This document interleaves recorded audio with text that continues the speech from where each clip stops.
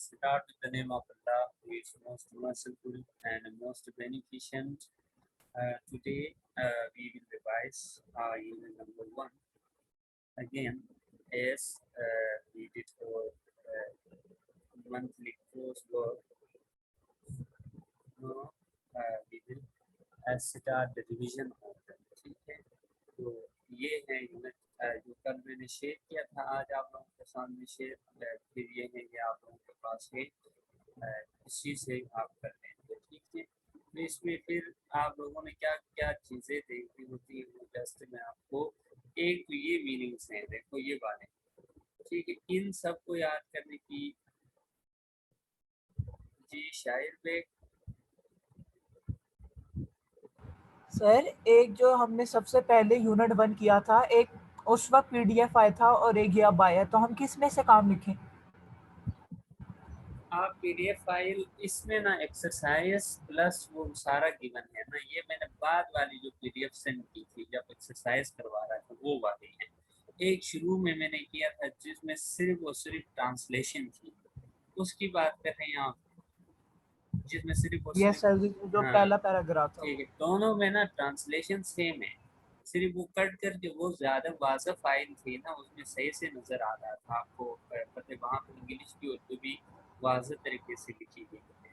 तो ट्रांसलेशन के हवाले से जिस मर्जी से कर लो, दोनों में ट्रांसलेशन सेम ही है। ठीक है, इसमें कोई मसला नहीं। Yes sir. ठीक है, गुड।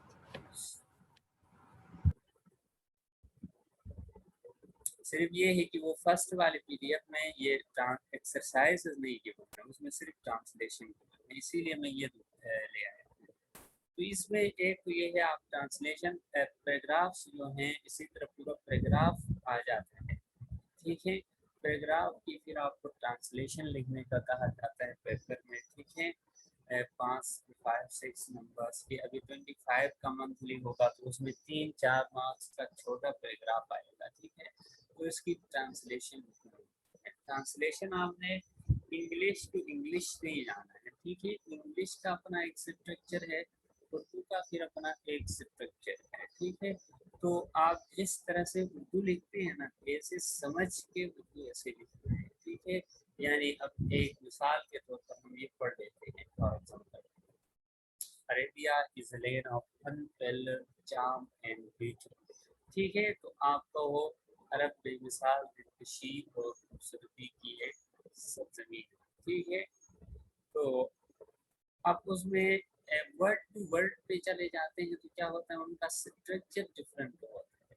ठीक है, छोटे छोटे सेंटेंस जो आसान सेंटेंस है उसमें तो उसका पता चल जाता है। ठीक है, मुश्किल में फिर पता नहीं चलता है, जिसकी वजह से फिर आपकी ट्रांसलेशन जो है वो गलत कैसे होती है। फॉर एग्जांपल, अब उर्दू में मैं स्कूल जाता हूँ, तो मैं क्या है, सब्जेक्ट है, स्कूल ऑब्जेक्ट है, जाता हूँ क्या है, वर्ब है। तो इस उर्दू का स्ट्रक्चर क्या है, सब्जेक्ट ऑब्जेक्ट वर्ब। और इंग्लिश में स्ट्रक्चर सेंटेंस का क्या होता है, आप लोगों को पता है, सब्जेक्ट वर्ब ऑब्जेक्ट, यानी इंग्लिश में वर्ब दरमियान में आ जाता है, उर्दू में वर्ब आखिर में आता है। तो ये उर्दू और इंग्लिश का वर्ड टू वर्ड चले जाओगे तो वो गलत होगा। वर्ड टू वर्ड हम, मैं स्कूल जाता हूँ पे जाते हैं तो आई स्कूल गो, इस तरह होगा ना, हम वर्ड टू वर्ड जाएंगे।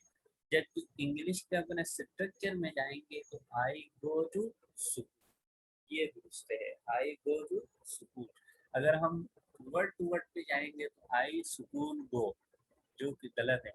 ठीक है, तो वो आप इसी तरह से, यानी मेरा समझाने का मतलब ये मैं समझा रहा था कि आप जिस अंदाज में आप लिखते हैं, वर्ड्स वर्ड्स मीनिंग समझ के इंग्लिश में से ना, उर्दू का अपना जो अंदाज है, अपना जो सेंटेंस स्ट्रक्चर है, उसमें आप लिखें। ठीक है जी, मोहम्मद इब्राहिम और शाहिद पे कोई सवाल है तो आप कर लें। सर, जी सर आप इसका पीडीएफ हमें भेजेंगे?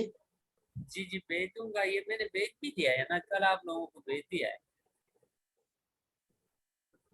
कल भेज दिया है, अच्छा, ग्रुप में नहीं देखा था।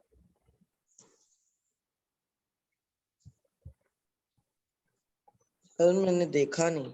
अच्छा अच्छा ठीक है, वहां पे मैंने भेज दिया है। ठीक है, और ग्रुप पे मैंने कल ही याद करने के लिए इसका मैं टेस्ट लेने वाला था ना, आप लोगों ने कहा वो हमें पीडीएफ लेट मिला था, तो जिसकी वजह से फिर मैंने कहा चलो यार रिवाइज ही कर लेते हैं, कल फिर टेस्ट यस जी। शायर पे क्वेश्चन है कोई आपको भी?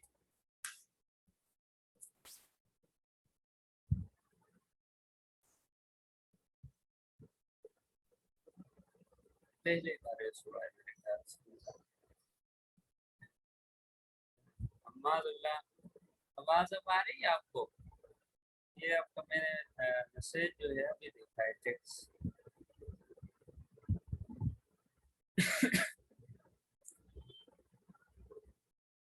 जी आवाज आ रही है तो हैंड रेस करके बता दे अम्मा।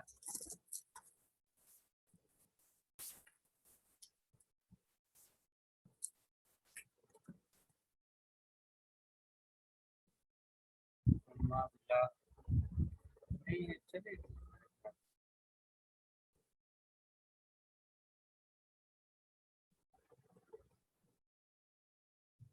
ठीक है, चले। एक तो ये बात हो गई कि आप स्ट्रक्चरली सेंटेंस जो है उर्दू लिखना है तो उर्दू के तरीके से लिखेंगे, इंग्लिश लिखना है तो फिर इंग्लिश के तरीके से, मिक्स अप करके लिखते हैं तो वो फिर क्या हो जाता है आपको मुश्किल हो जाता है। तो मीनिंग से जो याद करने आपने ये सारे नहीं करने हैं, ठीक है। ये जो पैराग्राफ के दरमियान में मीनिंग है ये सिर्फ ट्रांसलेशन को आसान बनाने के लिए पढ़ा रहा था मैं, ठीक है। आपने जो याद करने हैं वो ग्लोसरी जो है, ठीक है, बुक के आखिर में, यूनिट के आखिर में, सॉरी बुक के आखिर में नहीं, यूनिट के आखिर में एक ग्लोसरी गिवन है, आप लोगों ने देख लिया होगा। इस ग्लोसरी में जो वर्ड्स हैं वो आपने याद करने हैं, 20-25 वर्ड्स हैं, ठीक है। तो वो आपने याद करने हैं जो बुक के आखिर में गिवन है। सॉरी फिर से मैं बुक के आखिर में कह रहा हूँ, यूनिट के आखिर में जो गिवन है, ठीक है। वो आपने याद करने हैं मीनिंग्स, ये मीनिंग्स जस्ट एक नज़र पढ़ने हैं ताकि आपको पैराग्राफ की ट्रांसलेशन जो है वो आसान हो, ठीक है। तो अब आते हैं हम उसके एक्सरसाइज की तरफ, उधर जो बातें करनी है, यहाँ से कोई बात समझने की हो, समझाने की, तो फिर आप लोग वो मुझे से पूछ भी सकते हैं, पीडीएफ आपको प्रोवाइड है। तो सवालात ये थे, सवालात जो इस पीडीएफ से करने की जरूरत, इस पीडीएफ से सिर्फ एक्सरसाइज है आपका, ठीक है। ट्रांसलेशन भी करना चाहते हो तो ट्रांसलेशन प्लस ग्रामेटिकल एक्सरसाइज, सवालात जो है मैंने अलग से खुद से लिख के आपको दे दिए हैं, आप लोगों ने कॉपीज पे लिखा है, वही सवालात आप याद कर लेंगे, वो इजी भी है और वो एक्चुअली पॉइंट भी है, ठीक है। तो ग्लोसरी में ये है, ये देखो बुक के आखिर में, यूनिट के आखिर में ये गिवन है। इन मीनिंग्स को याद करने या आपके पेपर में स्पेलिंग पूछने के लिए भी आते हैं, स्पेलिंग ठीक है करेक्शन के लिए भी आएंगे, मीनिंग्स लिखने के लिए भी आएंगे, ठीक है। ये जो है ये सिर्फ और सिर्फ इस पीडीएफ में है, और जिस बच्चे के पास बुक है तो बुक में भी लिखा गया है। फॉर एग्जाम्पल ये, तो कल मैं किसी बच्चे से ऐसा भी पूछ सकता हूँ कि ये डेसलिंग का आप सिनोनिम बताओ फॉर एग्जाम्पल, क्योंकि ये एक्सरसाइज है ना, तो इस एक्सरसाइज को भी आप लोगों ने करना होता है, ठीक हो गया। अब इसमें ये जो है ये भी आपके गिवन है, predict the meaning, we have to read the context carefully and look the suffix and base words, ठीक है। यानी इन दोनों को suffix और prefix को मिला के हम क्या कहते हैं, affixation कहते हैं। यानी प्रीफिक्स या सफिक्स लगाने के प्रोसेस को क्या कहते हैं, affixation। तो कहता है अब जिस वर्ड में प्रीफिक्स लगता है प्रीफिक्स लगा दो, जिसमें सफिक्स लगता है सफिक्स लगा दे। ऑथर के साथ अब सफिक्स प्रीफिक्स लग के क्या होते हैं, वर्ड की मीनिंग जो है वो चेंज कर देते हैं। अब ऑथर का मतलब कुछ और है, को ऑथर का मतलब कुछ और है। ऑथर मुसन्निफ, को ऑथर, ठीक है, जो कंबाइन, वो मुसन्निफ जो एक साथ मिलकर काम करते हैं, साथ ही दोस्त मुसन्निफ जो होंगे, ठीक है, वो को ऑथर, या वो ऑथर जो एक मुसन्निफ है उसने तैयार किया है मसूदा कोई भी राइटिंग, वो दूसरा मुस्लिम जो है उसके साथ हेल्प करवा रहा है या उसको वेरीफाई कर रहा है, वो भी को ऑथर कहलाते हैं। नेसेसरी जरूरी होता है, अननेसेसरी गैर जरूरी। तो जब भी समझाना क्या था कि प्रीफिक्स या सफिक्स लगेगा, वर्ड की मीनिंग जो है वो वही नहीं रहेगी जो पहले रूट वर्ड की थी। ये सारे रूट वर्ड हैं। रूट वर्ड का मतलब है बेस वर्ड, जिसमें इसका साथ कोई सफिक्स कोई प्रीफिक्स नहीं लगता, उसको कहते हैं लगा हो, उसको प्री हम कहते हैं बेस वर्ड। ठीक है। मॉरल इखलाकी, इमोरल गैर इखलाकी, बिल्कुल उलट मीनिंग भी होता है। कभी चाय बांधना, अनचाय खोलना। ठीक है। Danger, in danger. ठीक है।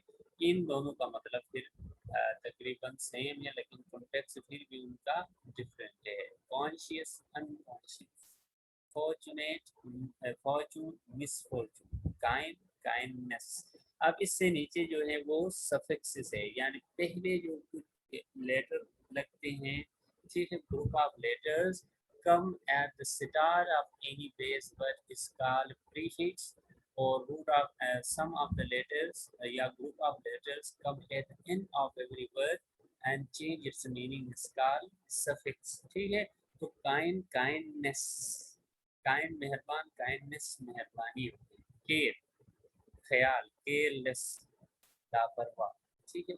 पोस्टपोन, पोस्टपोनमेंट, ये पोस्टपोन क्या है, वो है पोस्टपोनमेंट जो है वो नाउन है, कैटेगरी कम से कम चीज है। Adjust, adjustment, treat, treatment, meaning, meaningful, heart, hardship, friend, friendship, fond, fondness, happy, happiness, comfort, comfortable. ठीक है। तो ये क्या है, ये प्रीफिक्स सफिक्स, इसका भी एक सवाल आपको आएगा। ठीक है। एक सवाल है उसी में आ जाता है, या ऑब्जेक्टिव में या कोई एक्सरसाइज के आगे किसी 5 मार्क्स के 6 मार्क्स के क्वेश्चन में आ जाते हैं। ठीक है। हो गया। आगे देखते हैं।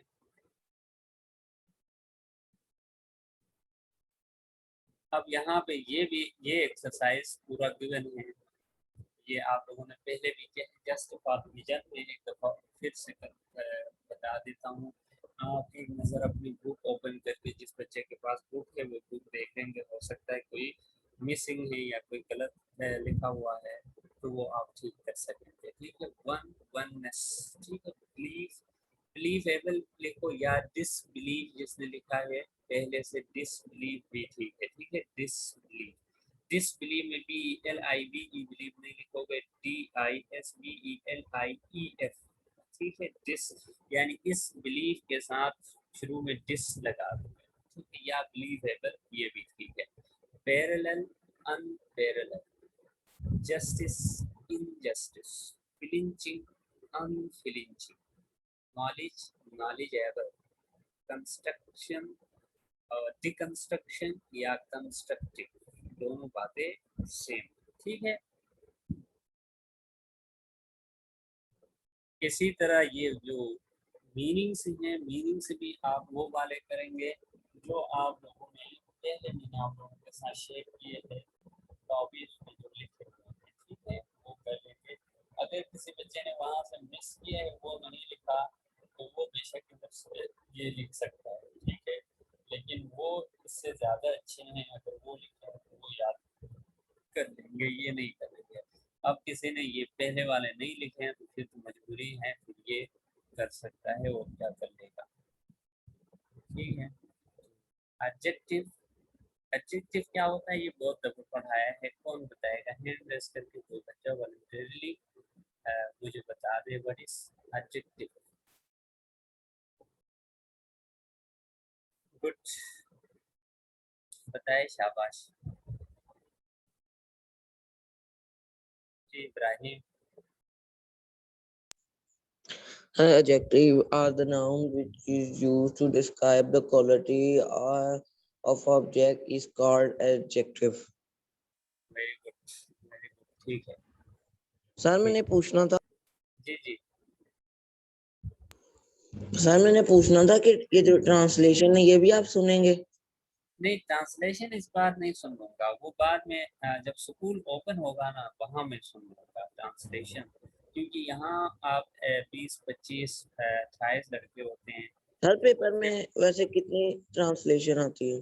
इस मंथली में तो थोड़ी बहुत ट्रांसलेशन आएगी, ठीक है, 3-4 लाइनों वाली, क्योंकि इसमें मार्क्स कम होते हैं ना, 25 मार्क्स होते हैं। जब आपका सेमेस्टर पेपर होगा तो उसमें तकरीबन 10-15 मार्क्स की दो पैराग्राफ होंगे, 7-7 मार्क्स के, ठीक है। तो वो उसमें पूरा पूरा पैराग्राफ आपने ट्रांसलेट करना होगा। अब जो है 1-2 लाइन यानी 3-4 सेंटेंसेस में 3-4 मार्क्स के, ठीक है।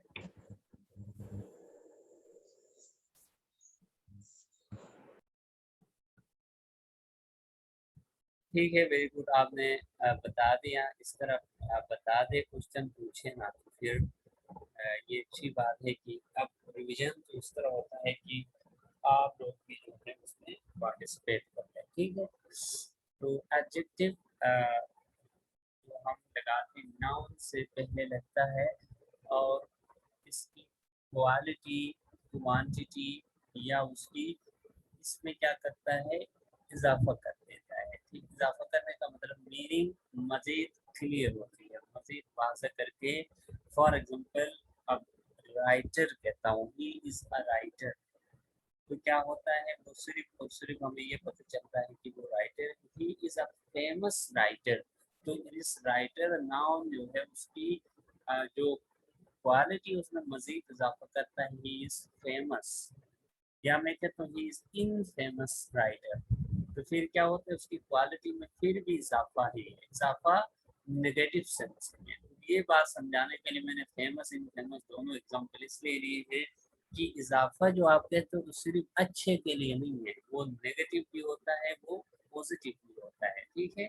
यानी क्वालिटी क्वांटिटी में इजाफा नेगेटिवली भी हो सकता है, जिस तरह he is a famous writer, sorry positively भी हो सकता है, he is a famous writer, इसी तरह नेगेटिवली भी हो सकता है, he is in famous writer, ठीक है।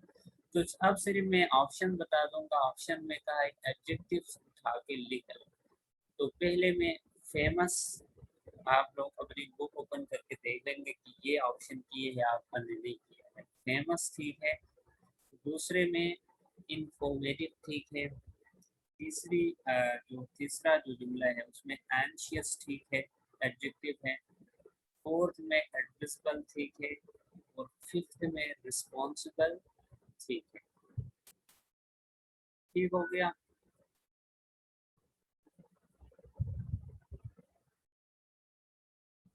और फिर ये जो है कंडीशनल टाइप 1, कंडीशनल टाइप 1 की जब हम बात करते हैं तो जब भी कंडीशन टेंस की बात करते हैं तो दो पार्ट्स होते हैं। एक इफ पार्ट होता है, एक जो होता है मेन पार्ट या प्रिंसिपल क्लॉज होती है, ठीक है।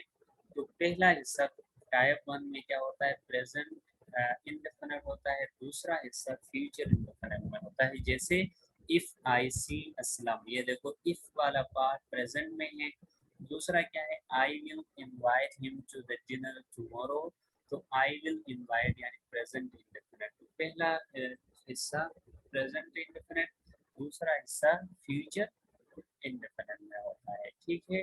तो ये सारे ऑप्शन जो हैं आप लोगों ने पहले से कर लिए हैं, ठीक है। और यहाँ पे करेक्टिव फॉर्म ऑफ वर्ब लगाना था, सेंटेंस देखिए यहाँ तक आपका पूरा जो एक्सरसाइज है वो है। तो ये करेक्टिव फॉर्म देख लेते हैं, इधर तक आप लोग एक्सरसाइज के देख लेंगे, ठीक है। और इसके साथ सवाल देख लेंगे। कल के लिए ट्रांसलेशन बेशक कल नहीं होगा, कल वोकैबुलरी, ये ग्रामेटिकल क्वेश्चन और क्वेश्चंस ये आप करके लिए याद कर लेंगे, ठीक है। तो पुट द करेक्ट फॉर्म, तो यहाँ पे कैसे अंदाजा होता है कि हैव बीन यहाँ से 1 मिनट के लिए हटा देते हैं, देश ये है, आई देश living in this house since 1970। तो ऑप्शन है हैज बीन, तो आई के साथ इस तरह ऑप्शन कट करते आएंगे ना, सही ऑप्शन आपको मिलेगी अगर उसकी मीनिंग नहीं भी पता हो। हैज बीन इसलिए नहीं लगेगा क्योंकि ये आई है, आई के साथ हैज नहीं लगता, हैव लगता है। तो हैव बीन पहले साइड कर लूँ, वास इसलिए नहीं लगेगा कि सिंस फॉर में वास नहीं आता, विल भी इसलिए नहीं लगता, वो भी सिंस फॉर के साथ यूज नहीं होता है, तो ऑप्शन ऑटोमेटिकली हैव बीन की रह जाती है। तो I have been living in this house since 1970। इसी तरह ही केम हियर यस्टरडे, तो अब इसमें ये केम क्यों आए हैं, यस्टरडे ये वर्ड है, तो कल रिसेंटली जो क्वेश्चन हुई है वो हमें इससे पास्ट इंडेफिनिट की डेफिनेशन से पता चल जाता है कि रिसेंट एक्टिविटीज के साथ हम पास्ट इंडेफिनिट का इस्तेमाल करते हैं। Came past indefinite, has come past present perfect है वो नहीं लगता, विल कम फ्यूचर है वो भी नहीं लगता, सिर्फ कम प्रेजेंट टेंस है वो भी नहीं लगता, तो यस्टरडे की वजह से केम। तो if you come, if you days, I shall be available, तो एक तरफ शैल प्रेजेंट फ्यूचर इंडेफिनिट देख के दूसरी तरफ कंडीशनल वन है ये, तो आपको ऑटोमेटिकली लगता है कि आप प्रेजेंट इंडेफिनिट लाओगे, तो इफ यू कम इसीलिए लिखा है। He days take the next examination next year, next year देख के लगता है ये फ्यूचर का है, आने वाला साल, आने वाला जमाना फ्यूचर में होता है, तो फ्यूचर इंडेफिनिट आपने विल लगाया। इसी तरह टुमारो देख के भी आपको लगता है कल, कल की बात है वो तो फ्यूचर में लिखनी है, ठीक है, तो कम्स प्रेजेंट का है, विल कम यहाँ पे फ्यूचर है, केम पास्ट है, बीट पास्ट परफेक्ट है, तो विल कम इसकी ऑप्शन इसलिए ठीक है। तो यहाँ तक अगर किसी हवाले से कल के टेस्ट के हवाले से या इधर समझने के हवाले से कोई बात करनी है तो आप हैंड रेस कर लेंगे, अदरवाइज जो है हम ये लीव करते हैं, मैं अटेंडेंस ले लेता हूँ, तब तक कोई बच्चा लीव नहीं करेगा। जो भी क्वेश्चन हुआ तो हैंड रेस करके आप क्वेश्चन पूछ सकते हैं, तब तक आप हैंड रेस कर लें, मैं जो है अटेंडेंस ले लेता हूँ, फिर जो है हम लीव।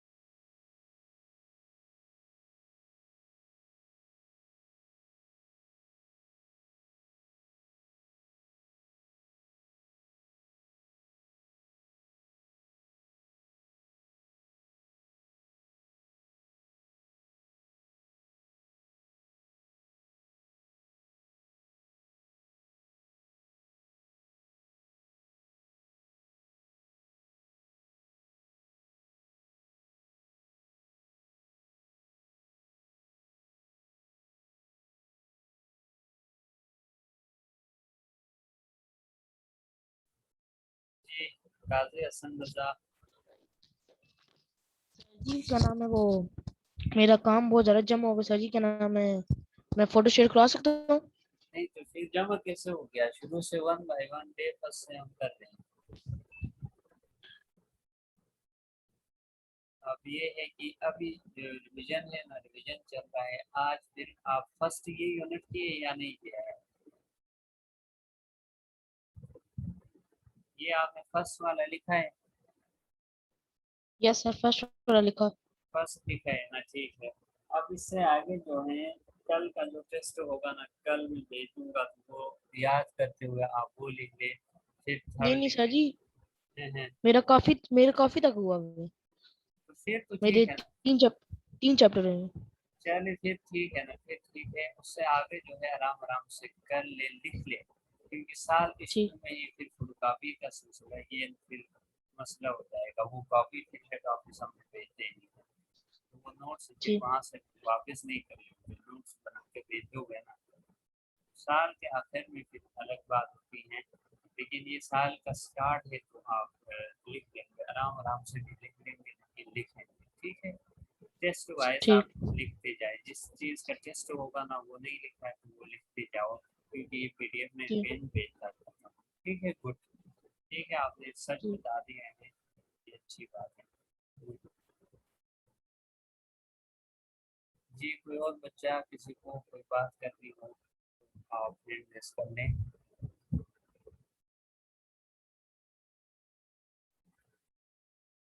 और जिसने लीव कर जाना है, मैंने अटेंडेंस ले ली है, तो आप लीव कर सकते हैं। थैंक यू, हाफिज़।